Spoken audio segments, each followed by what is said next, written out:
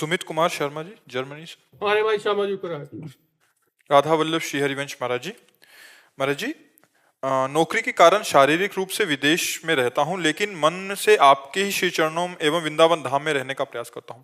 महाराज जी, मेरा प्रश्न है कि विदेश में मैंने ये किया, मैंने वो किया, इसकी बहुत प्रधानता है। कार्य क्षेत्र में भी इसी विकार का बढ़ावा, प्रचार प्रसार एवं दिखावा क्योंकि वहाँ का अगर कुछ अध्यात्म भी है तो बस स्वर्ग नरक तक है, इसके आगे नहीं है। अगर वहाँ कोई जीवन मुक्तता, प्रेम, परम पद की बात होगी तो भारत के किसी ऋषि का शिष्य होगा, भारत के किसी ऋषि से जुड़ा होगा।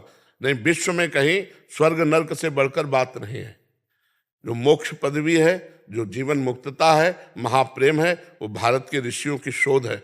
वो भारत के ऋषियों ने उसे जाना है और उसे प्राप्त किया। अगर विश्व में कहीं है ये शब्द तो भारत की ऋषि से जुड़ा हुआ है, चाहे वो परंपरागत जुड़ा हो, कहीं भी जुड़ा हो। तो अब सब जगह अहमता का ही खेल चल रहा है। अहंकार विमूढ़ात्मा करता हमिति मन्यते, मैंने ये किया, मैं करूँगा। अहंकारी पुरुष की यही भाषा होती और इसी में सुखी होना चाहते हैं, इसी में सुखी होना चाहते हैं। नवम नवम भोगों को भोगना और यही जिंदगी का रहस्य मान लेना।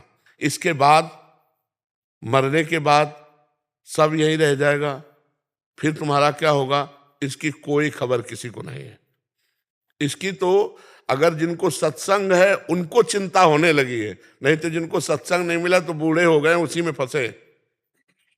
उनको बस इतना ही दिखाई दे रहा, अच्छा खाने को मिले, अच्छा भोगने। अगर इंद्रियां भी काम नहीं कर रही तो भी लिप्सा, तो भी तृष्णा, तो भी भोग। तो हम ये कहते हैं कि यदि सत्संग नहीं सुने आप और यदि आपने भजन का अभ्यास नहीं किया तो यही सब है, इसी में पूरा विश्व लिप्त है। जो सत्संग सुनते हैं उनके विवेक जागृत है, तो कम से कम आप इस अहंकार में न फंसे।